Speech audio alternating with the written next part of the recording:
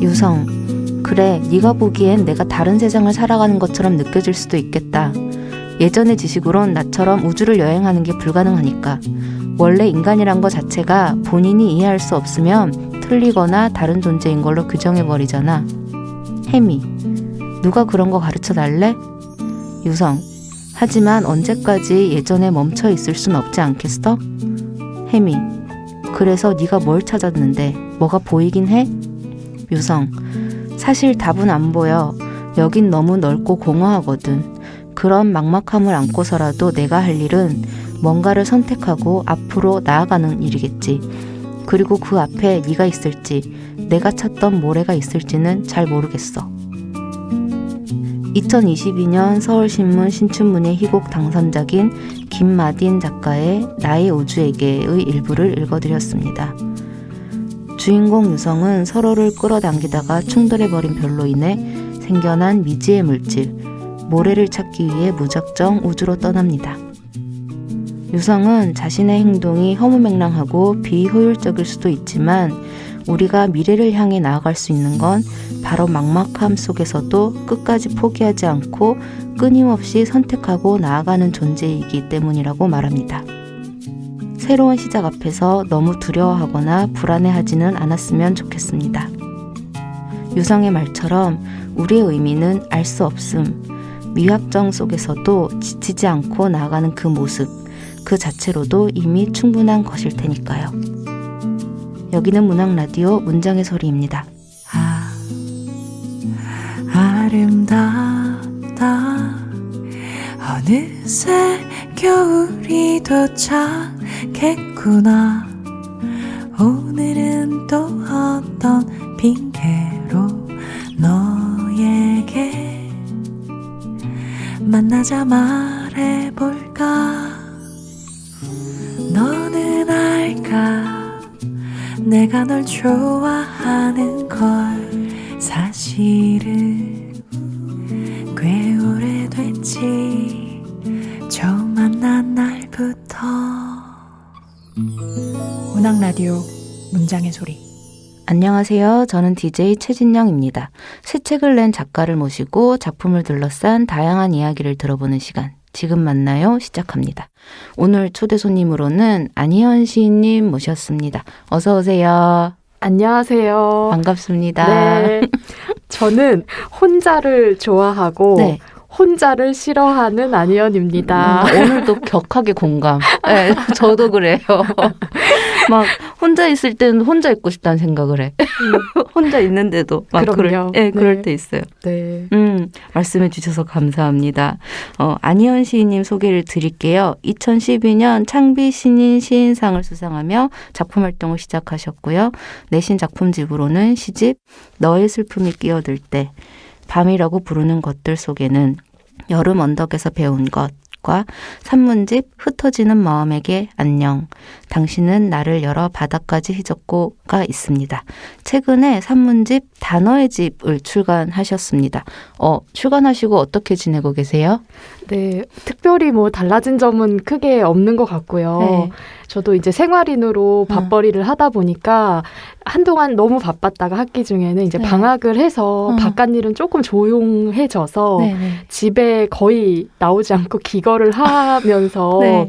지내다 보니까 잠을 정말 많이 자고 있고요. 좋다. 뭔가 책을 내도 예전처럼 이제 활발하게 뭐 외부에서 행사를 열거나 하기가 조금 어려운 상황이잖아요. 그래서 거의 뭐 책을 내고 아니고의 차이는 크게 없죠. 없는 것 같고요. 그냥 조용히 정말 잠을 겨울잠을 자듯이 굉장히 많이 자는 생활을 하고 있습니다. 느리고 게으른 생활이요. 좋다. 너무 네. 좋아요. 저도 그런 삶 좋은데. 그리고 잠을 잘 주무신다니까 또 좋네요. 네. 저는 이게 가끔 이따금 작가들이 불면을 호소할 때가 많잖아요. 네. 근데 한 번도 저는 공감을 해본 적이 없어요. 저는 정말 잠을 잘 자고 좀 덜 자야 된다. 좀 잠을 줄여서 하면 뭔가를 더 잘할 수 있지 않을까라는 생각을. 그렇지 않아요. 네. 잠을 잘 자면 뭐가 더 잘 되면 잘 되지. 잠을 못 자면 괴로울 뿐. 정말 축복이죠. 정말 네. 축복받은 거라고 생각합니다. 맞아요. 정말 좋은 복을 받으신 거라고 네. 생각합니다. 2022년이 밝았어요. 네. 새해 소원 많이 비셨나요? 제가 호랑이띠예요, 작가님. 그러시구나. 네, 그래서 드디어 저의 해가 왔다 이렇게 하면서 신년 운세를 재미로 요즘은 이제 인터넷에서도 볼 수 있잖아요. 그래서 봤더니 저는 좀 이렇게 편하고 좋은 한 해가 될 줄 알았는데 정말 일복이 터지는 해라는 거예요. 네. 너무 바쁘고 그 기세를 떨치느라고 몸이 상한다. 그런 운세를 봤거든요. 그래서 건강 관리에 정말 힘써야 되는 한 해가 되겠구나. 네, 진짜 개인적인 일보다 대외적인 일 때문에 매우 바쁘다. 뭐 이런 그 운세가 나왔더라고요. 그래서 잘 이제 현명하게 잘 한 해를 꾸려봐야 되겠구나. 이런 생각을 하고 있었답니다. 기세를 떨친다는 말 너무 좋은데요? 아, 그래요? 네. 너무 듣기 제가 좋은데? 옛날부터 뭐 사주 이런 걸 잘 믿지는 않는데 항상 제가 이렇게 보통 사람이 한 자동차 정도의 배기량을 가지고 있으면 저는 트럭의 배기량을 가지고 태어난 사람이다 이런 게 많이 나오더라고요. 그러니까 그 말인즉 일복이 참 많다. 그래서 늘 그런 상황이어서 정말 그 건강을 정말 어느 정도 잘 지키느냐에 따라서 제 한 해가 어떻게 굴러갈지가 결정되지 않을까 그런 생각들이 듭니다. 시인님의 말이 다 정말 시 같아요. 이렇게 승용차의 배기량이 아니고 트럭의 배기량이다라는 표현부터 너무 딱 와닿는 일 많이 하시고 건강도 잘 챙기시길 바랍니다. 뭐 여담이지만 저도 이제 새해 운수를 봤어요. 근데 삼재가 끝났대요. 너무 좋은 거 아니에요? 그래서 내가 삼재였나? 내가 몰랐는데 이것도 운이다. 모르는 게 낫구나. 뭐 이런 생각을 하면서 저도 삼재가 끝났다는 말에 잘 됐다라는 생각을 했습니다. 와, 축하드려요. 계속 이런 얘기를 하고 싶지만 또 이제 우리 안희연 시인님의 단어의 집, 산문집에 대한 이야기를 해볼까 합니다. 제목 이야기부터 해볼까 해요. 제목을 어떻게 지으셨는지 이제 설명을 해주신다면. 네, 제가 사실은 이 제목은 제가 생각한 건 아니고 편집자 선생님께서 정말 하늘에서부터 받아서 약간 점지해 주신 제목이에요. 제목이 좀 잘 나오지 않아서 굉장히 고민을 하고 있었고 저는 이렇게 구절 중에 꼽아야 하나 이렇게 굉장히 편협한 생각을 하고 있었는데 갑자기 저희 편집자 선생님께서 선생님 저는 이 책을 큰 책으로 만들고 싶습니다. 0단어집 이런 게 있지 않습니까? 여기도 단어가 사는 집이 아닙니까? 이러면서 멋지다. 단어의 집이라는 말 안에는 단어 집이라는 뜻도 되고 단어들이 기거하는 또 집도 되지 않느냐라고 하면서 큰 책을 만듭시다 하면서 내려주셨어요. 정말 단어집이네요. 네, 목록을 이렇게 목차를 보면 단어들이 좀 낯선 단어들이 이렇게 나오잖아요. 그래서 제목과도 좀 잘 어울리는 것 같고 또 부제를 너무 아름답게 붙여주셨어요. 맞아. 그래서 그 종처럼 또 울리기도 하고 빵처럼 부풀기도 하는 그런 어떤 단어의 집 안에 들어가면 펼쳐지는 아주 몽환적이면서도 낯설면서도 새로운 그런 풍경들이 단어의 집에 들어가는 순간 불을 딱 켜면 펼쳐지는 어떤 세계가 있다라는 걸 좀 보여주고 싶으시다고 그 불을 켜면이라는 구절은 본문에는 등장하지 않는데 저희 편집자 선생님께서 그것까지 다 고려를 하셔가지고 선생님 이것입니다 하고 점지를 해주셨죠. 역시 정말 일은 전문가에게 맡겼다. 맞아요. 제가 정말 느꼈어요. 작가보다 편집자의 손길이 너무 중요해요. 책 만드는 데 있어서는. 맞아. 전문가의 손길이 확 느껴지네요. 그러니까 말씀해 주신 것처럼 이제 제목은 단어의 집, 부제는 불을 켜면 빵처럼 부풀고 종처럼 울리는 말들. 그리고 정말 시인님께서 말씀해 주신 것처럼 저희가 평소에는 접하기 어려운 단어들이 목차에 쫙 있는데 저는 이 모든 단어들을 읽으면서도 와 이런 단어가 있었나? 되게 놀라웠는데 책을 딱 덮고 나서 제 머릿속에 남아있는 단어는 자몽하다인 거예요. 그 자몽하다라는 단어를 저는 전혀 모르고 있었는데 어떤 상태의 저를 표현하기 딱 좋은 단어를 시인님께서 알려주셔서 그 이후부터는 내가 지금 좀 자몽한데? 이런 생각을 하는 게 되었습니다. 여러분 안희연 시인님의 단어의 집 책을 읽어보시면 자몽하다의 뜻을 아실 수 있을 겁니다. 그러면 서문 중에 구절을 제가 좀 읽어드릴까 합니다. 모든 단어들은 알을 닮아 있고 안쪽에서부터 스스로를 깨트리는 힘을 갖고 있어요. 저에게 세상은 양초로 쓰인 글자 같습니다. 서문은 제일 먼저 독자들을 만나는 코너잖아요. 근데 여기에 저에게 세상은 양초로 쓰인 글자 같습니다. 이 문장이 참 인상이 남았는데 이 문장에 대해서 좀 더 말씀을 해주신다면. 제가 평소에 왜 이렇게 사는 게 어렵고 잘 안 읽히는 것들도 많고 이렇게 우여곡절을 계속 겪을까, 뭐 관계에 있어서도 살아가는 일에 있어서도 라고 생각할 때 항상 감춰져 있는 게 있다. 내가 그것까지 다 헤아리지 못하고 살기 때문에 이렇게 어려운가 보다 이런 생각을 평소에 좀 많이 하는 것 같아요. 근데 그 양초 글자는 불을 뒤에서 이렇게 비춰보면은 완전히 새로운 글자들이 나타나잖아요. 그래서 사극 같은 데 많이 쓰이잖아요. 장면에 비밀을 품은 장면으로. 맞아. 근데 제가 그렇게 세계를 좀 인식을 하는 것 같아요. 그래서 그 비밀을 발견하면서 조금 더 적극적으로 혹은 성실하게 사는 일이 저한테는 조금 잘 사는 것의 의미? 그러니까 그게 전부는 아니겠지만 그래도 잘 살고 못 살고의 그 기준에 있어서 그 삶이 나한테 안 보여주려고 하고 숨기려고 하는 어떤 지점들을 제가 정말 성실하게 감각하고 성실하게 생각해야 보이는 장면들이 있더라고요. 그래서 그런 것들을 좀 발견하면서 살고 싶은 마음에 양초로 쓰인 글자가 저에겐 세상 같다라는 문장을 쓰게 되었어요. 여러분 정말 시인이지 않습니까? 시인에게 이런 말이 어떻게 들릴지 모르겠지만 모든 주옥 같은 말들이 계속 쏟아지고 있습니다. 행복 가득한 시간입니다. 네. 이 단어의 집이란 책에는 안희연 시인님의 삶과 연관된 다양한 단어들이 에피소드와 함께 묶여서 등장하고 있는데요.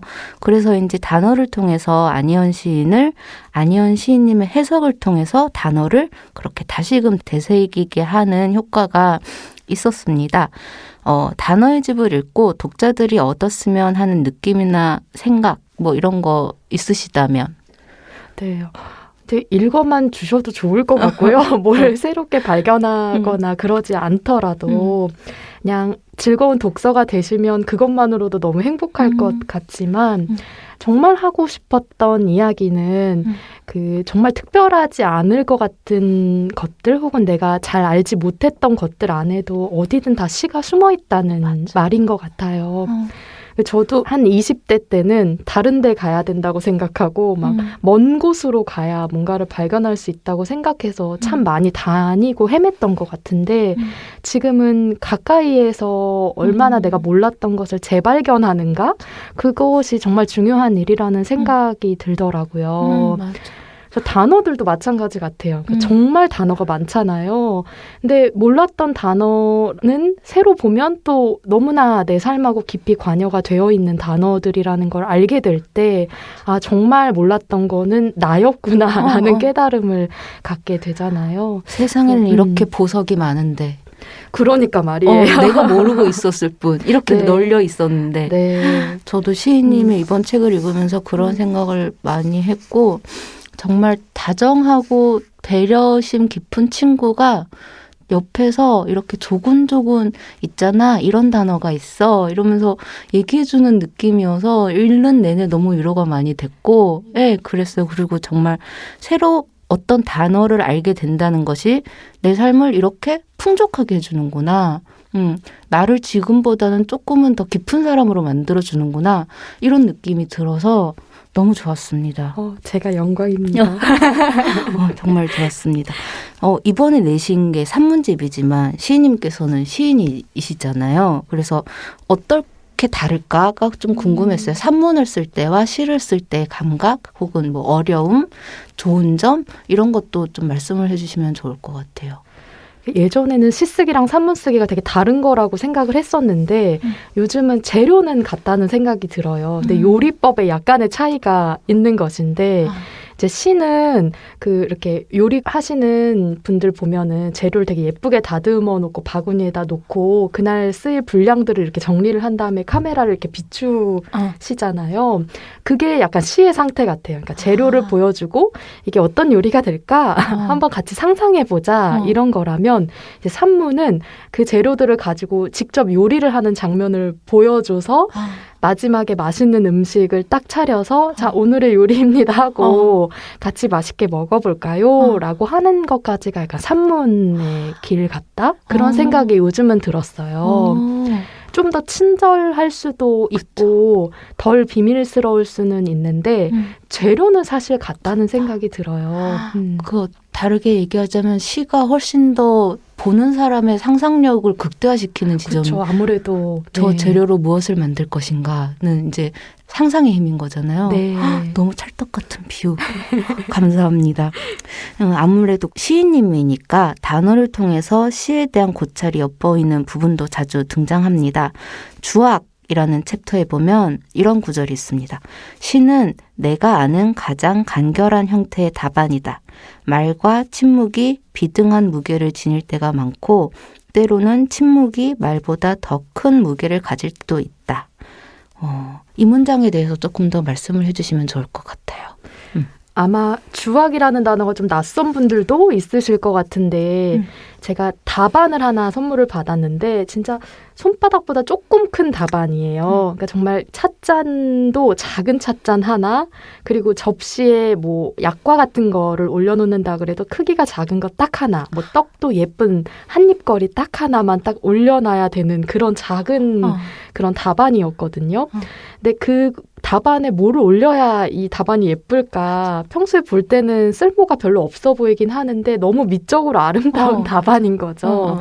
그래서 고민을 하는데 그 주악이라는 걸 처음 알게 됐어요. 근데 정말 왜 궁중 요리 같은 데 보면 정성을 다해서 막 색깔도 예쁘게 내고 뭐 근데 다 천연 재료로 이렇게 색깔을 내서 정말 예쁘게 만드는 그런 한입거리의 그 간식들을 보통 주악이라고 하는데 이제 그것을 어떻게 올릴 것인가 수많은 가능성 중에 딱 하나만 그렇게 골라서 올릴 수 있으면 어떤 걸 올려야 될까를 고민을 하다 보니까 그게 너무 시를 쓰는 과정과 닮아 있다는 생각이 드는 거예요. 근데 좀 많은 말을 가지고 쓰시는 분들도 있지만 시인 중에는 저는 좀 말을 좀 아끼고 깎고 최대한 덜 말해서 더 많이 상상하게 하는 그런 시를 쓰고 싶어 하는 사람이어서 그 시쓰기가 그 주악 하나를 답안에 놓는 과정과 같다라는 생각을 좀 하게 된 것 같습니다. 맞아요. 시인님 이야기 듣다 보니까 시인님께서 이 책에 쓰신 마침표 하나를 찍느냐 마느냐에도 네. 한 달이 걸렸다 뭐 이런 구절이 딱 떠오르면서 네. 내가 너무 쉽게 쓰는 그 마침표 하나가 그 정도의 이제 사유를 불러오는 그런 거잖아요. 그래서 아니에요. 절대 저도 진영 작가님 소설에서의 마침표는 너무나 거대하다는 생각이 듭니다. 그렇죠. 이게 맞아요. 그 점 하나일 뿐인데 그게 되게 어려울 때가 있잖아요. 정말 조심스럽고 근데 그렇게 생각하는 과정이 결국 찍느냐 안 찍느냐의 선택이지만 그게 정말 중요한 것 같아요. 그렇죠. 쓰는 일을 생각하면 정말 그런 것 같습니다. 그리고 라페라는 챕터에서는 라페에 대한 이야기가 막 나오면서 여름엔 번뇌의 외투를 라페를 통해 벗는다고 하셨는데 혹시 겨울에 번뇌의 외투를 벗기 위한 요리가 또 따로 있으신가요? 제가 안 그래도 엊그제 대추차를 끓였어요. 네. 근데 제가 진짜 손이 큰가 봐요. 맏며느리로 태어났어야 되는 운명인가 봐요. 네. 정말 큰 집에 있는 곰솥에 그 한 팩의 봉지를 제가 다 씻어서 들이부은 거예요. 그게 정말 몇십 인분 가게 같은 데서 할 만큼 큰 분량이더라고요. 근데 그걸 하나하나 다 끓인 다음에 배랑 사과도 넣었거든요. 그런 다음에 다시 체에다가 그 대추를 다 걸러서 한 잔 이렇게 아주 걸쭉한 대추차를 만드는 데까지 5시간이 걸렸어요. 그래서 저희 잔치잖아. 정말요. 그래서 남편 퇴근하고 와서 오늘 뭐 했어? 그래서 대추차 끓였다. 5시간 걸렸다. 좀 하루가 갔다. 그 얘기를 했거든요. 근데 그 공정이 계속 뚜껑 불도 열어보고 넘치면 안 되니까 불 조절도 하고 얼만큼 익었는지도 자꾸 들여다봐야 되고 하는 그 시간이 어떻게 보면 되게 무용할 수도 있지만 마음이 너무 시끄러울 때는 사실 그런 일로 도망치고 싶잖아요. 그래서 여름에 당근을 썰듯이 겨울에는 대추를 으깨서 다 넣는 그 공정을 하면서 좀 마음을 다스렸답니다. 그러면 그렇게 딱 만들고 나서 겨울 내내 드시는 건가요? 그 대추차를? 근데 아마 또 유통기한이 있을 테니까 과일도 들어가고 이래서 또 빨리 먹어야 돼서 안 그래도 지금 마음이 조급해요. 지금 너무 양이 많아서 지금 페트병에 잘 담아서 냉장 보관을 하고 있고 그때그때 조금 다시 데워서 먹고 있는데 매일 한 잔씩 먹어야 되니까 의무감이 또 생겨서 내가 나에게 숙제를 줬어. 맞아요. 반만 할 걸 뭐 이런 후회를 하고 있었어요. 그래도 생각만 해도 마음이 너무 풍족하다. 그 대추차가 그렇게 집에 있다면 얼마나 좋을까? 이런 생각이 듭니다. 그리고 블라이기센이라는 챕터에는 12월 31일에만 펼치는 노트에 관한 이야기가 나옵니다. 노트 겉면에 not too late라는 문구가 적혀 있는 그런 시인님만의 노트인 거죠. 2021년 12월 31일에 혹시 그 노트에 어떤 소망을 적으셨는지 말씀해 주실 수 있나요? 네, 제가 근데 나트레이트 발음 되게 좋으시네요, 작가님. 나 L 발음을 좀 R로 한 것 같아요. 아, 그래요? 네. 그래서 항상 이렇게 영어 할 때마다 주저하게 되는데 저도. 자신감이 있으셔서 좋아. 어쨌든 해야 되니까. 네, 제가 올해는 그 식구를 하나 적었는데요. 애타도록 마음에 서둘지 말라라고 하는 그 김수영 시인의 봄밤에 나오는 유명한 구절을 좀 적었어요. 그리고 이렇게 좀 반만연연하기라는 말을 그 밑에다가 약간 부제처럼 적어뒀어요. 네, 그 연연하다라는 말에 제가 요즘 좀 사로잡혀 있는데 제가 매사 그렇게 연연하더라고요. 모든 것에. 그래서 정말 사소한 것에도 다 그렇게 자꾸만 끈을 고리를 막 걸고 삶으로 다 끌어들이려고 하니까 제 너무 마음도 몸도 힘들어서 끊어내자. 반만 연연하고 네, 서둘지 말자 마음에 있어서 그런 다짐을 올해는 조금 했답니다. 시인님께서 서두에 말씀해 주신 일복이 터지고 네. 막 그거랑 너무 잘 어울리는 그런가요? 구절인 것 같아요. 나에게 일이 막 아무리 넘치도록 와도 애타도록 마음에 서둘지 말고 네. 반만 연연하고 그렇게 하면 뭐든지 할 수 있을 것 같은데. 근데 아마 그거는 잘 안 지켜지리라 예상이 되고 전 늘 헐떡이면서 뛰어다니고 있지 않을까. 그래도 마치 주문처럼 네. 되뇌일 수 있는 구절. 네, 맞아요. 정말 좋은 구절을 또 우리에게 소개해 주셨습니다. 안희연 시인님 하면 또 슬픔을 개성 있게 잘 다루는 시인으로 유명하신데 마침 유루라는 챕터를 보면 모든 것에 슬퍼하기보단 한 가지에 깊이 슬퍼한다는 차이가 있다라는 문장을 적어주셨어요. 모든 것에 슬퍼하는 것과 한 가지에 깊이 슬퍼한다는 것 혹시 더 설명해 주실 수 있나요? 이건 근데 지켜지지가 않을 것 같아요. 저도 늘 이렇게 주술적으로 그렇게 하고 싶은 마음을 문장으로 참 많이 적는 것 같은데 맞아. 그게 잘 안 되니까 약간 반작용, 반동 심리에서 자꾸 그런 문장이 나오는 것 같아요. 근데 여전히 저는 세상의 모든 것이 다 슬프고 그냥 막 살아있는 것도 슬프고 오늘은 제가 버스를 타고 녹음실까지 왔는데 버스에 자리가 맨 뒤에밖에 없어서 맨 뒷자리에 앉아가지고 약간 내려다보듯이 그 버스 안에 사람들을 관망하는 자리에 앉게 되었거든요. 근데 그 뒤통수 하나하나가 다 너무 슬픈 거예요. 이 사람들은 어디로 갈까? 바로 앞에 어떤 한 아저씨가 영치금까지 포함해서 11만 원을 그럼 입금하겠습니다. 이런 통화를 하셨는데 그 영치금이라는 그 말에도 또 슬퍼지고 그 사람의 뒤통수만 봤지만 어떤 그 사람의 주변을 또 생각해보게 되고 가늠해보게 되고 그러니까 또 사실은 되게 슬퍼지더라고요. 그래서 한 가지에만 슬프고 싶다는 것은 약간의 바람일 뿐이고 사실은 여전히 모든 것에 다 슬퍼하는 사람이지 않나 그런 생각이 또 들기도 해요. 이게 시를 쓰는 사람과 그렇지 않은 사람을 나누는 어떤 선 같아요. 그러니까 나만의 슬픔을 생각하는 사람과 나에게 슬픔이 있지만 타인의 슬픔을 보는 사람이 있잖아요. 그 시인님은 그런 사람이셔서 그런 시를 쓰고 그러실 수 있는 것 같다는 생각이 들면서 또 막 반성을 하게 됩니다. 아니에요. 난 나만의 슬픔만 생각했던 것 같아. 진영 작가님 소설을 보면 절대 그런 생각이 들지 않습니다. 저 이제 새해부터 이렇게 또 반성을 하고 있습니다. 너무 좋은 말씀 또 해주셨어요. 그리고 또 탕종이라는 챕터에 보면 탕종 기법으로 만든 빵에 대해서 이제 문장을 적어주셨는데 그 탕종법이라는 게 이스트의 힘을 빌리지 않고 반죽 단계에서 따뜻한 물을 넣어서 밀가루가 충분히 수분을 머금게 해서 결대로 잘 찢기고 그 묘사들이 너무 좋더라고요. 그래서 탕종이란 단어를 내가 또 이렇게 배우는구나라고 저는 생각을 했는데 그 탕종이란 단어를 시인님께서는 하나의 주문처럼 외우신다고 하셨어요. 그러면 오늘 문장의 소리에 와주신 기념으로 문장의 소리를 위한 주문을 하나 급하게 지어주신다면 제가 이거를 미리 대본을 받고도 오는 시간까지 못 정하고 왔어요. 너무 어려워요. 어려워.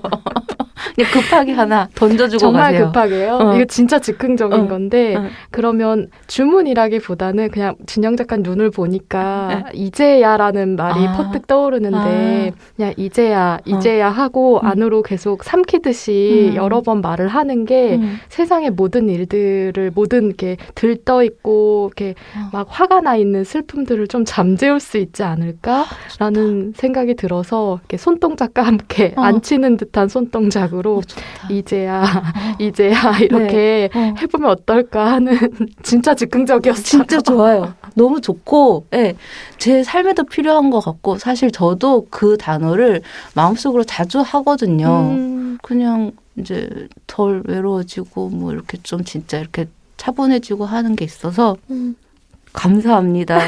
너무 이제야. 급하게. 이제야라고 이제 읊조리겠습니다. 적화라는 챕터에 보니까 대학 다닐 무렵에 시인님께서 취직 준비를 하지 않고 아르바이트 돈을 모아서 2-3달씩 배낭여행을 다니셨다고 하는 또 문장도 있어요. 어디 가셨던 건지 또 말씀해 주실 수 있어요? 진짜 많이 다녔어요.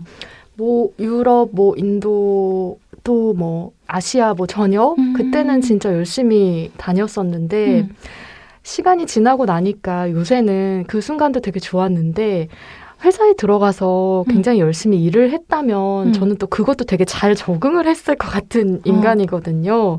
그래서 그랬다면 어땠을까 뭐 이런 생각도 반대로 또 해보게 되더라고요. 그 또 관련 또 이야기인데 그 책에 대기업 뭐라 그러죠? 면접에 임원직 면접까지 올라가셨다고 그런 사연도 적어두셨어요. 네. 그래서 능력자다. 근데 아니에요. 정말 멋모르고 처음 냈던 건데 근데 진짜 이름만 들으면 알만한 근데 책과 관련된 회사였어요. 근데 제가 또 성찰을 해봤죠. 그때 내가 왜 떨어졌을까? 제가 책에는 뭐 단지 토익 점수가 없어서인 것처럼 써놓았지만 사실 그건 아니었을 것 같고 제가 그때도 책과 관련된 회사이고 약간 마케팅이나 이런 걸 좀 잘 할 수 있는 능력을 어필을 했어야 되는데 제가 뭐 지식을 만드는 지식 뭐 이렇게 남들이 잘 알지도 못할 만한 책 이름을 막 대면서 제가 작가가 되고 싶다는 열망을 은근히 내비쳤던 게 후딱 떠오른 거예요. 당연히 그러면 이제 안 뽑았겠죠. 좋은 뭐 마케터나 좋은 그 직원을 뽑는 자리에 얘는 언제든 글 쓰겠다고 나갈 수 있는 아이구나라는 인상을 심어 주었으니 당연히 떨어지는 게 맞았겠다 하는 생각을 뒤늦게. 저는 그 부분 읽으면서 시인님께서 이제 뭐 토익 점수도 없고 아무것도 없었는데 임원직 면접까지 갈 수 있었던 이유는 자소서다. 근데 저도 그건 좀 제 입으로 이러긴 좀 민망하지만 자소서는 괜찮았던 것 같아요. 자소서의 힘이다. 네, 모든 문학적인 그걸 다 투영해서. 자소서가 정말 훌륭했다. 그 자소서 보고 싶다라는 욕심도 조금은 들었습니다. 그렇다면 만약에 그때 면접까지 통과해서 대기업에 들어갔어요. 그랬다면 시인님의 삶은 어떻게 달라졌을까요? 아니면 몇 년 뒤에 나왔겠다. 나오고 대학원까지 시간만 허비했다 그러면서 나왔겠죠. 돈은 좀 벌었겠지만 여전히 시인의 삶을 살게 되지 않을까? 네, 저도 그런 생각이 들었습니다. 그리고 또 시인님께서는 학생들을 가르치시는 선생님이시기도 하고 이 책에도 그 학생들과 있었던 일에 대한 귀여운 일들 정말 되게 띵 하고 머리를 한 대 치는 것 같은 그런 일들 그런 사연들이 또 담겨 있기도 한데요. 이렇게 문장을 써주셨어요. 선생이라는 호칭으로 숱한 학생들을 만나는 직업이라고 이제 본인을 소개하시고 다만 내가 할 수 있고 해야 하는 역할은 모든 전제의 기저선을 그리게 하는 일 같다라고 문장을 쓰셨는데 아이들에게 기저선을 그리게 하는 일 어떤 일일까요? 근데 여전히 정말 그 선생이라는 호칭이 네. 너무 저한테 되게 불편하고 어려워요. 근데 제가 그냥 할 수 있는 역할이 뭘까를 고민하다 보니까 쓸 수 있는 가장 기초 선을 한번 그려보는 일, 그러니까 이 사람의 문학적인 출발이 어디여야 하는지 그 기원에 대해서 한번 그 좌표를 찍는 일, 그냥 그것만 내가 해줄 수 있고 나머지는 사실 잘 가는지 동료는 해줄 수 있지만 이렇게 가야 돼, 저렇게 가야 해 이렇게 말해줄 수는 없잖아요. 근데 그 기저선이라는 단어가 너무 오묘한 게 이렇게 빈 종이에 선을 하나 긋는 순간 미술 치료에서는 땅과 하늘이 생겨나는 거죠. 그래서 그 선 밑은 땅이고 위는 하늘이고.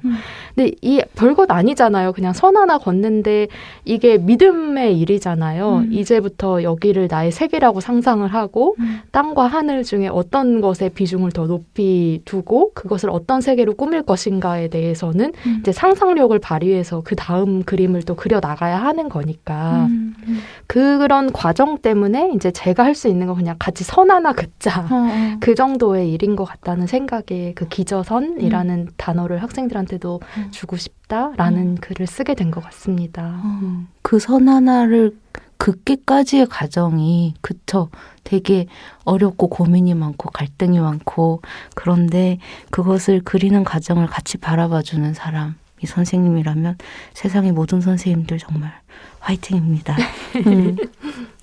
그리고 또 네온이라는 챕터에서는 작가로서의 참 사랑스러운 번뇌의 모습이 나오는데 읽어드리자면 그리고 인정했다. 지금 내 몸은 뭔가를 쓸 수 있는 몸이 아니라고. 나는 지금 무색, 무치, 무미의 상태를 통과 중이며 이토록 무색, 무치, 무미한 시간을 다시 생기 있고 빛나는 무언가로 탈바꿈시키기 위해서는 특단의 조치가 필요하리라. 글이 안 써지는 상태를 무색, 무치, 무미의 상태라고 표현해 주셨어요. 그렇다면 자연스럽게 글이 잘 써지는 상태는 또 어떻게 표현을 해 주실까 궁금했습니다. 없고요. 그러니까 1년 365일이 무색, 무미, 무치다라고 할 수 있고요. 너무 공감된다. 네. 뭐 반대편에는 이를테면 알록달록 같은 단어가 자리할 수도 있겠지만 그거는 거의 환상에 가깝다라고 보여지고 신기루와 같은 거. 네, 그렇죠. 그냥 계속 사막을 걸을 뿐. 네. 목마른 채로 맞아. 사막을 걷는 거겠죠. 맞아요. 그리고 또 그 안료라는 챕터에서는 어는 점, 끓는 점, 녹는 점에 비유해서 시인님께서 이제 시가 써지는 때는 녹는 점에 가깝다라고도 써주셨는데 전 거기도 되게 공감을 많이 했어요. 네, 더 많은 이야기를 하고 싶지만 저희 지금 만날 코너의 가장 중요한 것인 내가 가장 사랑하는 문장들을 해보겠습니다. 시인님께서 직접 골라주신 구절을 읽어주시는 코너인데요. 어떤 부분을 읽어주실 건가요? 네, 제가 몰드라는 코너를 한번 좀 발췌해서 읽으려고 해요. 네. 설명 없이 그냥 한번 읽어볼까요? 네. 그러면 시인님의 낭독을 들어보겠습니다. 몰드. 독일에 사는 친구와 손편지를 주고받은 지 오래되었다. 남편의 공부차 독일 드레스덴으로 건너가 그곳에서 어린 두 아들을 키우며 사는 친구다. 이름은 여름. 그것도 한여름. 원래도 각별했으나 멀리 떨어져 살게 된 후로는 애틋함이 곱절은 커졌다. 이따금 여름의 기척이 당도할 때마다 손깍지를 끼는 기분이다. 훌쩍임과 감동은 덤이다. 누가 시인 친구 아니랄까봐 어쩜 그리 글을 맛깔나게 쓰는지 번번이 내가 아니라 이 친구가 시인이 됐어야 한다며 통탄, 아니 감탄한다.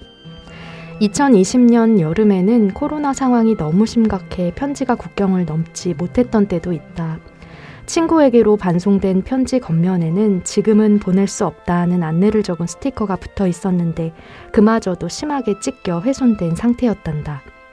아이들이 낮잠에 든 시간 부랴부랴 펜과 종이를 꺼내 쫓기듯 꺼내놓았을 마음이 제자리로 돌아갔다는 걸 알았을 땐 어찌나 속상하던지.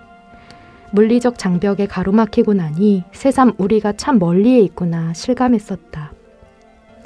올 들어 친구는 매달 월간 여름을 발송 중이다. 독일의 지인으로부터 작은 달력을 선물 받았는데 달이 바뀔 때마다 그냥 버려지는 게 아깝다면서 달력 뒷면에 편지를 써 보내기 시작한 것이다. 이쪽에 나는 여름이 보낸 한 달이라는 시간 자체를 선물 받는 기분이다. 과월호 월간 여름의 문장들을 몇 번이고 다시 읽는다. 이 문장들이 당신에게도 오롯이 전해져 당신의 몰드를 넓히는 데 쓰이기를 믿어 의심치 않는다. 튤립의 비밀을 말해줄게. 튤립을 사다 꽃병에 꽂으면 꽃송이가 테이블에 닿을 지경으로 축 늘어져 버린다. 사람 손이 닿으면 그래. 임상 실험으로 몇 번 확인. 최대한 손대지 않고 그대로 두면 물을 머금고 어느새 꼿꼿하게 선다. 그때 예쁘다고 줄기에 손을 대면 그대로 콱 죽어버리겠다고 결심한 듯 금방 푹 고꾸라져. 겨울 냉기로 스스로를 지키고 꺾인 후에도 아무 도움도 필요 없다는 듯이 구는 튤립을 보면서 혼자 오래 감상에 젖었더랬지. 그래, 너는 그렇게 살고 그렇게 꽃 피우고 그렇게 시들거라. 응원하게 되더라. 같은 마음으로 너에게도 또 한 번 응원을 보낼게. 월간 여름 2021년 3월호에서. 감사합니다. 이 부분을 낭독해 주신 이유가 있다면 무엇일까요? 그냥 정말 단순하고 개인적인 이유인데요. 네. 독일에 사는 친구가 라디오는 들을 수 있으니까, 팟캐스트는 들을 수 있으니까 너무 반가워할 것 같아서요. 마음을 좀 보내주고 싶어서 골랐습니다. 따뜻하다. 여름님. 네. 듣고 계신가요? 네. 진짜 좋아하겠네요. 진영 작가님 진짜 좋아하거든요. 여름님, 튤립에 대해서 알려주셔서 감사합니다.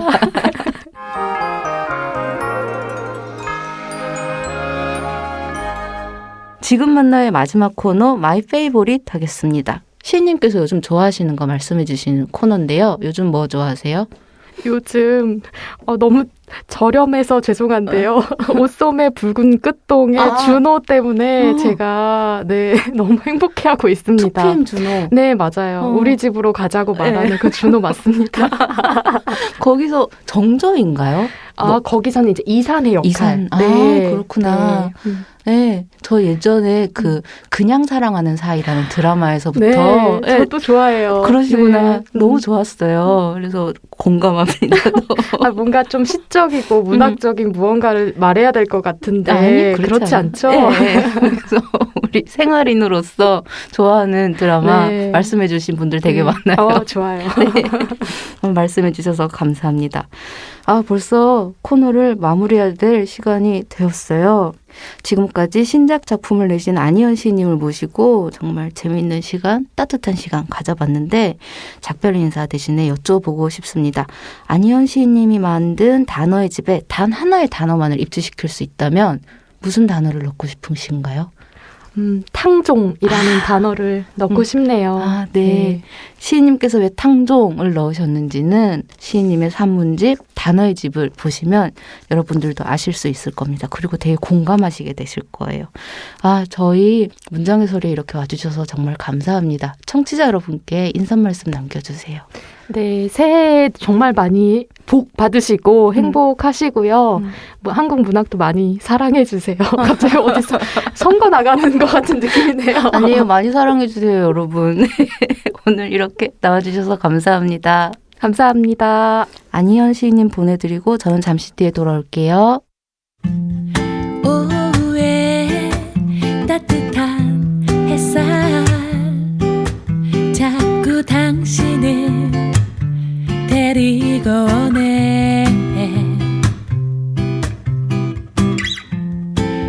버릴 수 없었던 그날 그 기억들 아직 저 빛들 속에 숨어있나.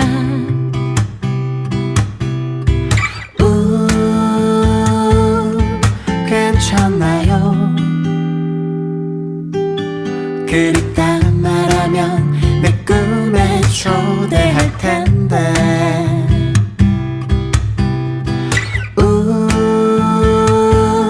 괜찮나요? 그립다 말해요. 오늘 그대를 초대할게. 문장의 소리.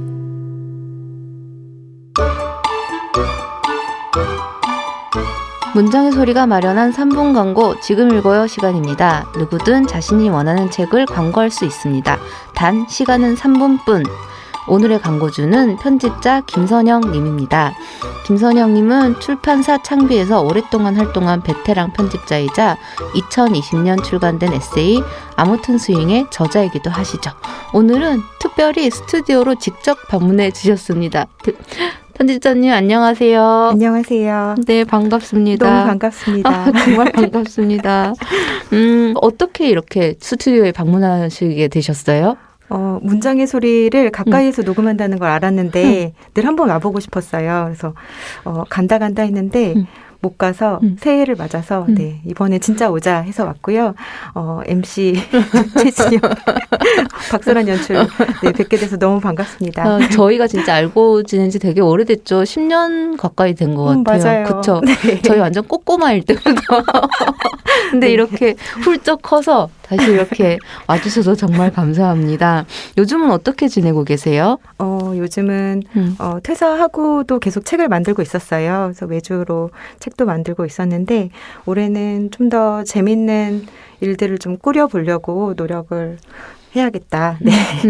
그렇게 생각하고 네, 새해 다짐하면서 요즘은 지내고 있습니다. 편집자님께서 꾸려나갈 그 미래 무엇이든 저는 응원합니다. 감사합니다. 오늘 광고해 주실 책은 어떤 건가요? 오늘은 새해랑 좀 잘 어울리는 책이 뭘까 고민을 해보다가 신고의 서리길을 셔벗셔벗이라는 한뼘 일기 책 광고하려고 왔습니다. 네, 좋습니다. 저희가 3분을 드리겠습니다. 3분 후에 마이크가 꺼질 건데 제가 끝! 이러고 그냥 확 잘라버릴 거예요. 저 연습해 왔어요. 부디 3분 안에 하고 싶은 말씀 다 해주시길 바랍니다. 그러면 시작하겠습니다. 시작! 3년 전 새해 계획으로 절기를 챙기자 다짐했던 적이 있습니다. 특별한 이유가 있어서는 아니었고 매일매일 지켜내는 힘든 계획이 아닌 1년에 24번, 그러니까 한 달에 2번 정도씩만 지켜도 목표를 이룰 수 있는 느슨하고 쉬운 계획을 세워보려는 꼼수였습니다. 적은 노력으로 연말에 큰 성취감을 느낄 수 있을 테니까요. 그래서 저는 달력에 24절기를 친구 생일 적듯이 꼼꼼하게 기록해두고 새해를 시작했습니다. 그 해의 기억은 3년이 지난 지금까지도 제게 아름답게 남아 있습니다. 1월 5일 소환을 시작으로 12월 22일 동지까지 1년에 24번 절기를 꼬박 챙기는 동안 단 한 번도 신기하지 않은 날이 없었습니다. 인터넷 초록창에 절기를 검색해서 그날의 의미를 다시 새기고 짧은 기록을 남기기도 했습니다. 그날엔 좀 더 신경 써서 창밖을 내다보고 산책을 하며 그 계절의 변화를 느끼려고 애를 쓰기도 했고요. 그러다 보니 그의 1년이 빠르게 지나갔습니다. 그리고 대체로는 쓸데없는 생각을 하며 시간을 보내는데 24일간의 사색은 왠지 좀 더 의미 있게 느껴지기도 했고요. 그 후로 절기를 더 사랑하게 된 제게 신고의 한뼘 일기 서리길을 셔벗셔벗은 무척 반가운 책이었습니다. 눈 쌓인 지붕마다 커다란 백설기 한 채 라는 대설이라는 제목의 한뼘시를 보면서 이제 쌓인 눈을 보면 백설기를 떠올리게 되었습니다. 매미 소리 잦아들고 귀뚜라미 울면 가을바람 타고서 은단처럼 조그만 별이 구른다 라는 입추를 읽고 나서는 하늘의 별에서 은단향이 느껴지는 듯 밤하늘이 상쾌하게 다가왔습니다. 시를 쓸 때는 신미나라는 이름으로, 그림을 그릴 때는 신고라는 이름으로 작품 활동을 하는 작가님의 글은 단정하고 싱그럽습니다. 올해는 신고의 한 뼘일기, 서리기를 셔벗셔벗을 1년 동안 가까이 두며 절기를 같이 챙겨보면 어떨까요? 절기를 챙기면서 나만의 한 뼘일기를 써보는 것도 한 해를 보내는 슬기로운 방법이 될 것 같습니다. 책의 제목이 된 상강이라는 시는 이렇습니다. 이른 아침 입김을 날리며 걷는다. 셔벗 아이스크림처럼 부서지는 발 아래 살얼음. 서리기를 셔벗셔벗. 서리가 내리기 시작한다는 10월 23일 상강에는 셔벗 아이스크림을 함께 먹고 싶어요. 그때에는 코로나도 다 끝나서 길거리에서 마스크 없이 자유롭게 셔벗 아이스크림 먹으면서 셔벗셔벗 같이 걸으면 좋겠습니다. 끝인가요? 네, 한 10초가 남았지만 너무 훌륭하게 시간을 안 빼서 잘해주신 것 같습니다. 목소리 너무 좋으세요. 팟캐스트 하시면 너무 잘 어울리실 것 같아요. 불러주세요. 네. 오늘 이렇게 참여해주셔서 감사합니다. 네, 반가웠습니다. 신민아 시인님의 서리기를 셔벗셔벗, 시와 웹툰을 접목한 이른바 시툰을 통해 시 읽기의 새로운 재미를 선사하는 책입니다. 많은 관심 부탁드립니다. 더불어 김선영님의 아무튼 스윙도 많이 읽어주세요. 3분 광고 지금 읽어의 문은 누구에게나 열려 있습니다. 광고를 원하시는 작가분들 그리고 독자분들은 문장의 소리 대표 메일로 신청해 주세요. 메일 주소는 munjang@arco.or.kr입니다.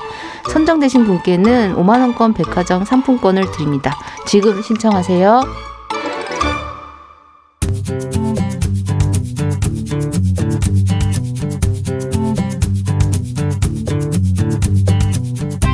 문장의 소리 2부 작가들의 수상한 취미생활.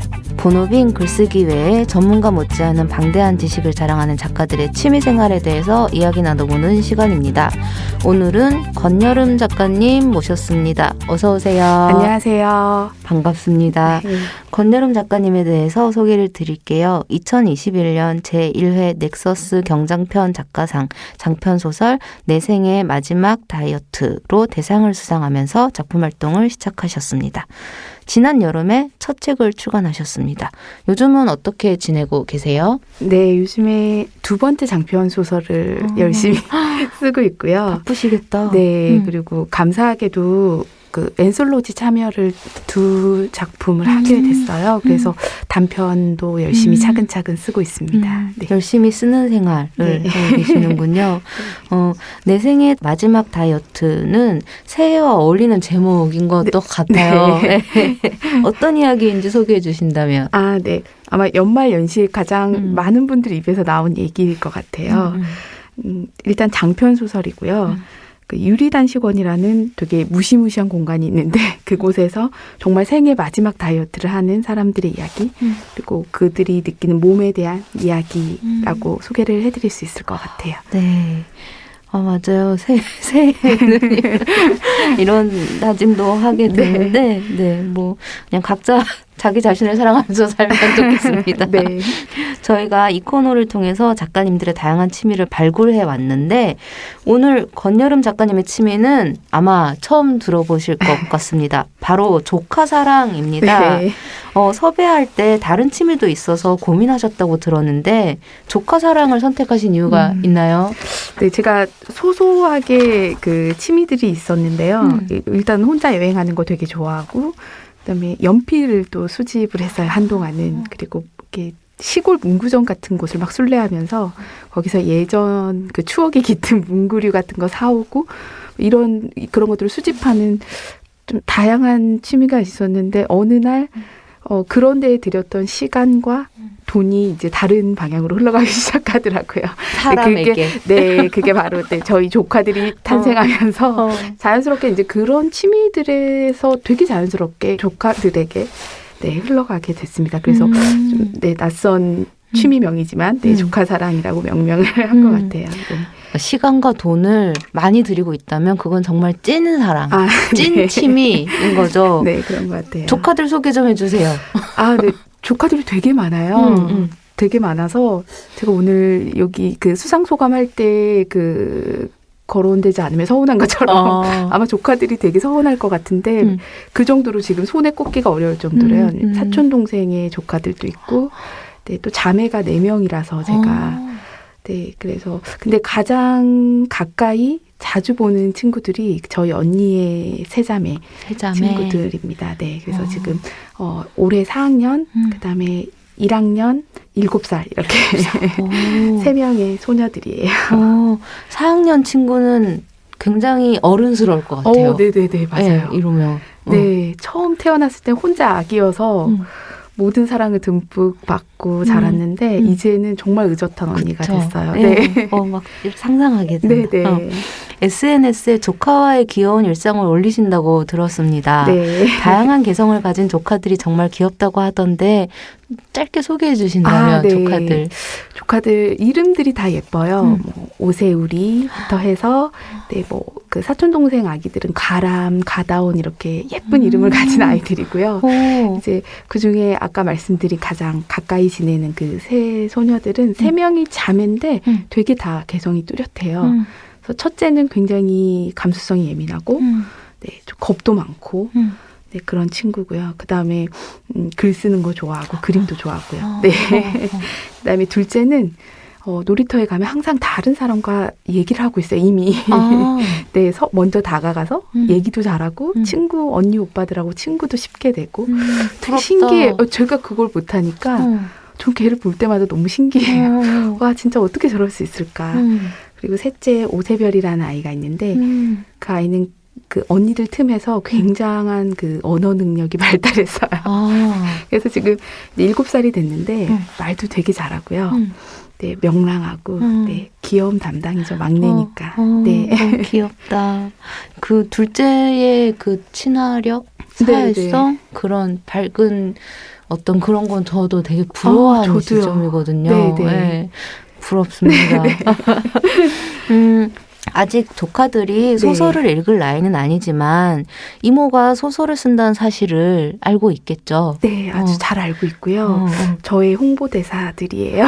그렇구나. 그래서 일단 첫째 조카는 정말 진심으로 환호성을 지르면서까지 좋아해주고 친구들한테 다 자랑하고 네, 저희 유치원 다니는 조카 아이들도 이미 친구들과 선생님들께 우리 이모가 소설가가 됐다고 네, 되게 기뻐하면서 되게 같이 기뻐해주고 서점 가서 막 기념사진도 찍고 오고 네, 환영을 굉장히 많이 받았어요, 조카들한테. 난 그 조카들이 친구들과 나누는 대화 막 상상하게 돼요. 네. 너 소설가가 뭔지 알아? 하면서 아마 그랬을 것 같아요. 소설가는 있잖아. 그래서 막 이렇게 네. 그런 장면이 막 상상이 됩니다. 그렇다면 권여름 작가님의 조카에 대한 사랑이 어느 정도인지 알아보기 위한 질문 몇 가지를 준비했습니다. 제가 읽어드리는 내용을 잘 들으시고 yes 또는 no로 대답해 주시면 됩니다. 준비되셨나요? 네. 소설을 쓸 때보다 조카와 함께하는 시간이 더 행복하다. 네. yes. 정말? 네, 예스.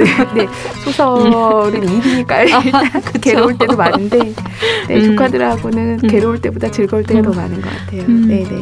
내 소설의 저작권료는 다 조카들 거다. 네, 0.3초 정도 쉬고 예스. 예스. 네. 잠깐 쉬고 조금 예스. 고민이 되는 예스. 네, 네. 책보다 조카와의 대화에서 얻는 지혜가 더 크다. 네, 이것도 예스라고 해도 될 것 같아요. 올 네. 예스가 나왔습니다. 네. 정말 찐 조카 사랑의 네. 면모를 보여주셨습니다. 이제부터 yes or no 대답하신 내용을 하나하나 살펴보도록 하겠습니다.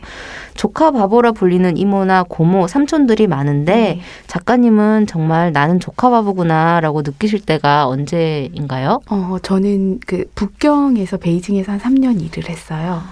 근데 거기 북경에서 일할 때 제일 좋았던 게 봄과 가을에 휴가가 긴 휴가가 되게 많았어요.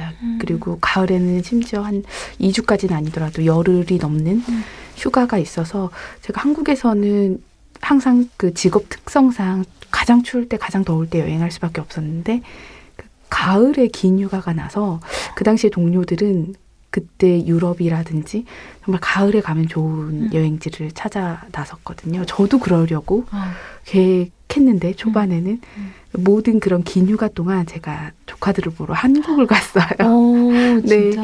네. 그때 제가 느꼈어요. 그러니까 여행도 굉장히 좋아하는 사람이었는데 와, 어떻게 이런 황금 시기에 여행을 떠나지 않고 내가 한국을 얘네를 보러 왔을까. 그때 정말 조카 바보라는구나 내가. 네. 그때 정말 느꼈던 것 같아요. 네. 정말 저에게도 느껴집니다. 네. 열흘간의 휴가를 네, 심지어 가을에 네, 가을에 유럽을 갈 수 휴가를. 있는 기회를 버리고. 네. 느껴집니다. 작가님들이 오시면 취미에 어느 정도 돈을 투자하느냐에 따라서 그 애정도를 짐작할 수 있었는데 조카가 3명, 아까 세자매 네, 말씀 세자매. 네, 네. 해주셨으니까 명절이나 생일 때 용돈이나 선물 챙겨주는 것만 해도 좀 네. 많이 나갈 것 같아요. 네, 맞습니다. 조카를 위한 물질적인 사랑은 어느 정도 해보셨나요? 네, 소소한 것들을 빼고 조금 큰 거를 생각하면 제가 이제 아까 말씀드린 그 중국에서 근무를 할 때 상하이로 아이들을 초대를 했어요. 네, 그 서울에 살고 있는 그 동생의 아들까지 해서 네, 그래서 디즈니랜드와 네, 그 안에 있는 토이스토리 호텔을 네, 아이들에게 선물한 적이 있는데 진짜 최고의 이모다. 물질적으로는 그게 제일 컸던 것 같습니다. 와, 정말 최고의 이모와 고모입니다. 조카들과 어떻게 놀아주면 좋을지 몰라서 그냥 돈으로 네. 해결하려는 또 사람들도 많을 거예요. 네. 저를 비롯하여. 그러면 작가님만의 노하우가 있다면 조카들과 시간을 보내는 노하우. 그러니까 조카들이 가장 좋아하는 시간은 제가 이야기를 들려주거든요.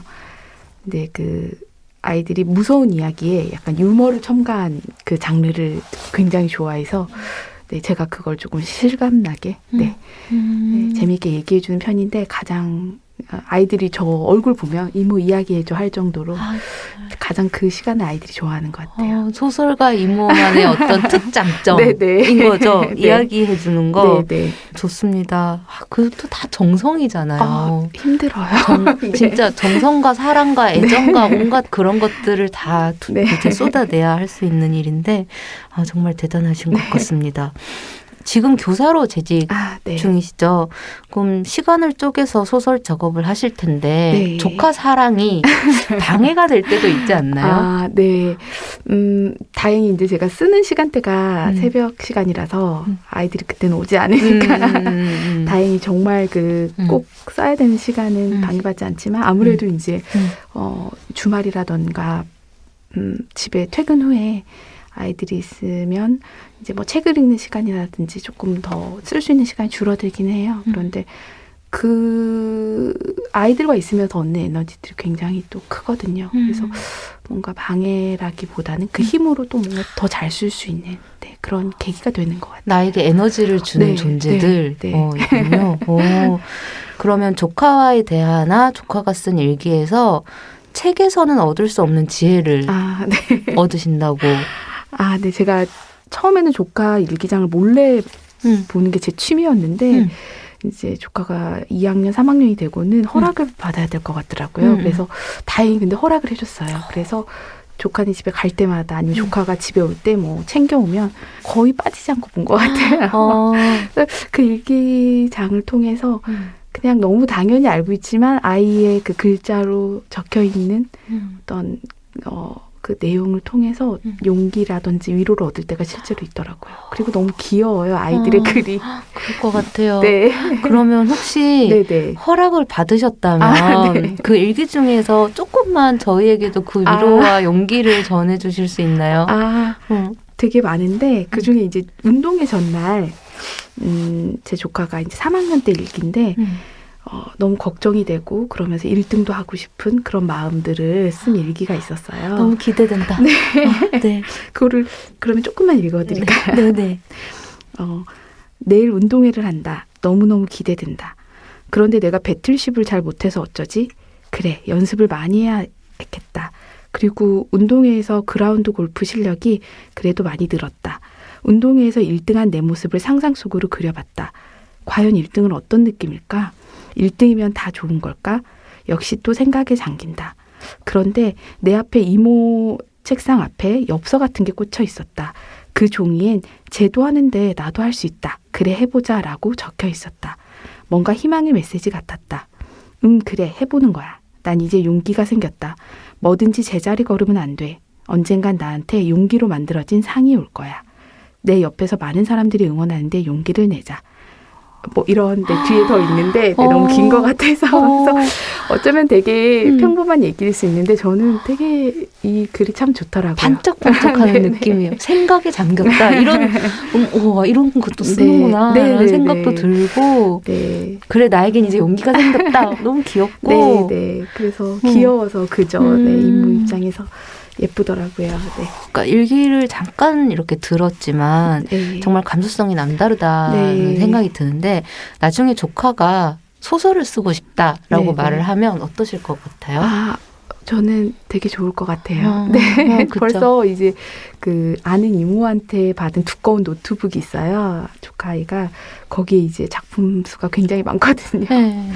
저희 어른들의 기준으로 봤을 땐 짧은 소설 분량 정도인데 굉장히 저보다 많은 작품 수를 보유하고 있고 글을 쓰고 싶다고 하고 그림도 그리고 싶다고 해요. 예술가가 꿈이라고 자기 입으로 얘기를 하는데 소설가가 되면 너무 좋을 것 같고요. 저는 같은 동료가 생기는 거니까 더 기쁠 것 같아요. 네네. 창작의 즐거움을 벌써 아는구나. 조카님이.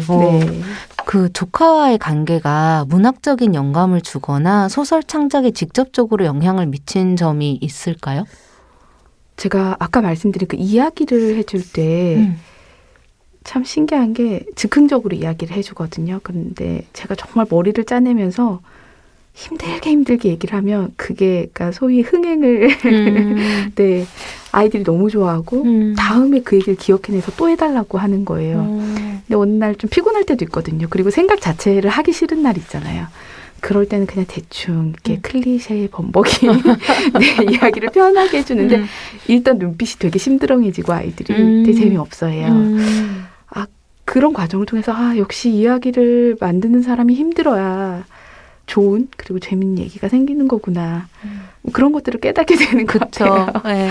뻔한 이야기를 하면 심드렁해진다. 반응이 가슴이 아프지만 굉장히 자극이 됩니다. 그러면 혹시 그런 조카와의 관계에 관련해서 글을 쓰실 계획도 있으세요? 아마도 어느 순간에는 그 조카들과의 관계나 이야기들이 소설 안에 들어갈 것 같다라는 생각은 들고요.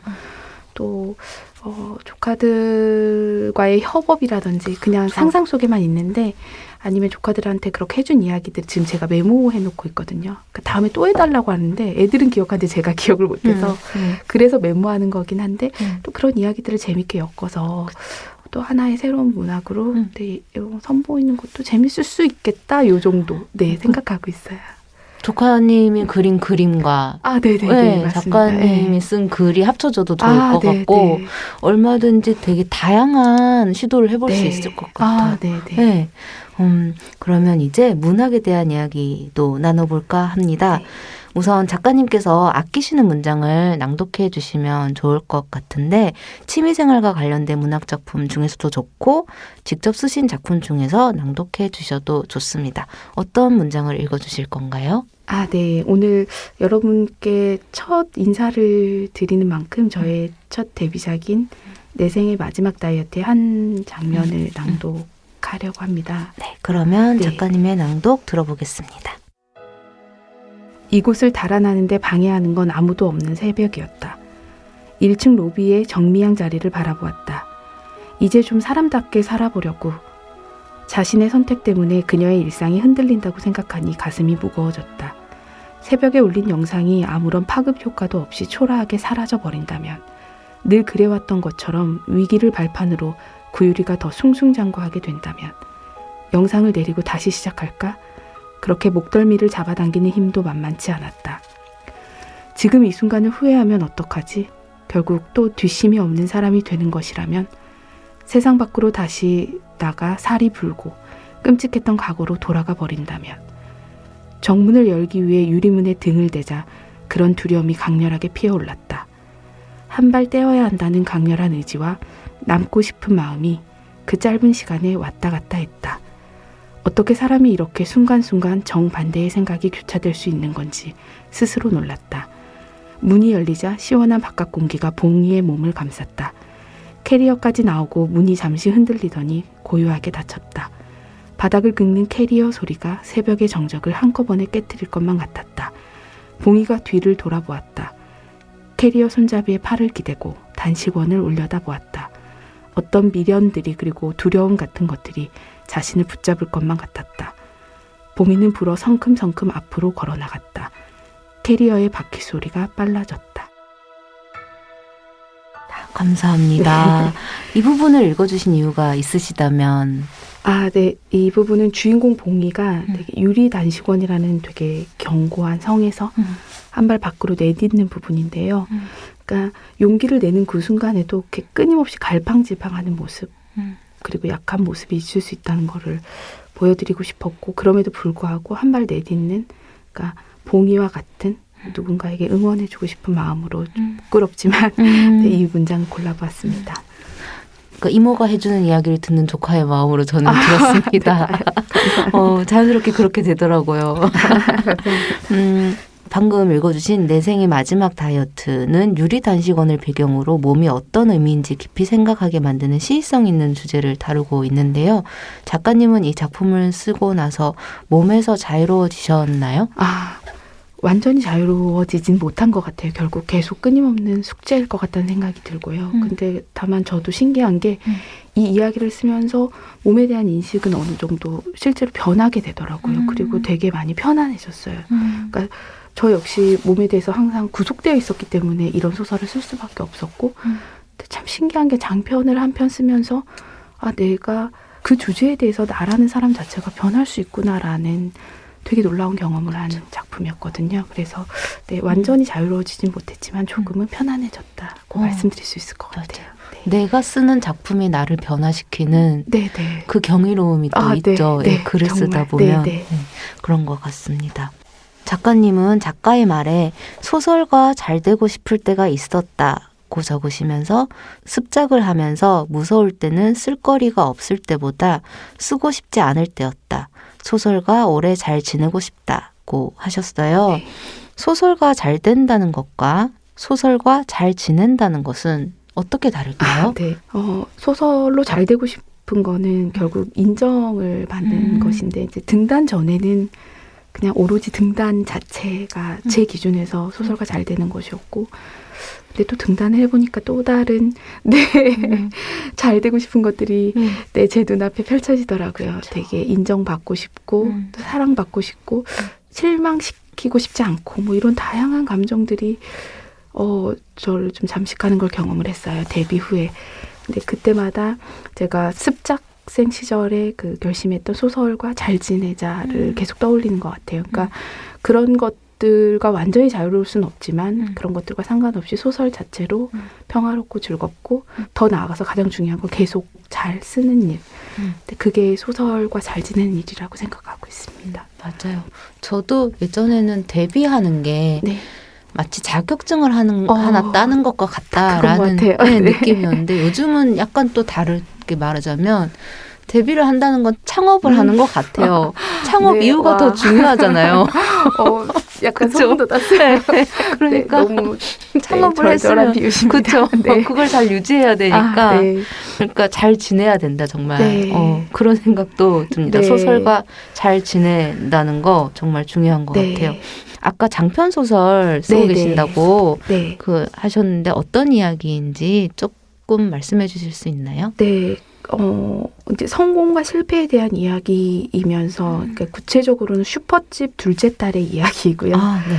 네. 슈퍼가 되게 거대한 마트에 밀려서 이제 망하는 이야기인데 그 사이에 그 슈퍼집의 사람들, 아이들, 뭐 거기엔 어른들도 계시고 할머니도 계신데 그들이 다른 면에서 하나하나 성공을 이루어내는 이야기입니다. 그래서 쓰고 있는데요. 잘 쓰고 있는지는 모르겠어요. 되게 뭐랄까 따뜻한 소설이 될 것 같다는 느낌이 드는데 혹시 이거 되게 사사로운 질문인데 그 슈퍼집 딸은 몇 남매 혹은 몇 자매 중에 둘째인가요? 네 자매. 들켜버렸네요. 제 얘기에서 또 많이 가져온. 그쵸. 자기 이야기에서 시작할 때가 가장 자연스러운 지점도 있는 것 같아요. 기대하고 있겠습니다. 혹시 제목은 정하셨어요? 처음에 정한 제목은 꼭 성공을 해야 되는 슈퍼라고 해서 아버지가 지은 그 슈퍼라는 설정으로 오필성, 필성 슈퍼 이렇게 정했어요. 그런데 쓰면서 조금 고민이 되고 있어요. 아직 바꿔볼까? 네네네. 네. 그 제목이 그대로 갈지도 한번 네, 기대해 보겠습니다. 네. 이 방송 조카들이 들을까요? 네, 아마 네 들을 것 같아요. 네. 앞으로 조카들과 함께 하고 싶은 계획 있으신가요? 네, 저희 조카들한테 백지수표를 날리듯이 좋은 곳이 텔레비전에 나오면 야 저기 이모랑 꼭 가자. 그러면 애들은 뭐 네 바로 네 막 그렇게 얘기를 하는데 코로나 시국이 끝나면 네 시간이 허락한다면 네 그 우리 조카들과 좋은 곳 좋은 장소에 네, 자주 가보고 싶어요. 네, 네. 많은 경험을 해보면서 좋습니다. 그러면 작가로서의 계획도 말씀해 주신다면 일단은 계속 쓰는 멈추지 않는 작가가 되고 싶다. 이게 제일 큰 꿈이고 또 욕심을 더 내자면 저 역시 많은 작가분들 중에서 믿고 보는 우리가 믿고 보는 작가 뭐 이런 말을 쓰면서 되게 믿음이 있는 작가님들이 있잖아요. 누군가에게 저도 믿음을 주는 작가가 될 수 있다면 네, 얼마나 좋을까 이런 네, 소망들을 갖고 있습니다. 작품이 조금만 쌓여도 그렇게 되실 것 같아요. 네, 그리고 오늘 이 녹음이 전 너무 따뜻합니다. 마음이 작가님 이름처럼 따뜻하고 이 충만한 햇살이 느껴져서 너무 좋습니다. 끝으로 나에게 조카란 땡땡이다 해주실 수 있나요? 네. 조카는 여름 나무이다라고 말하고 싶어요. 네.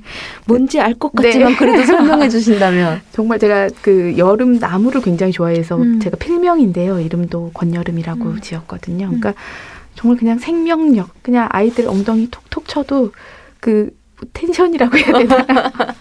그 생명력이 느껴져요. 피부에서조차.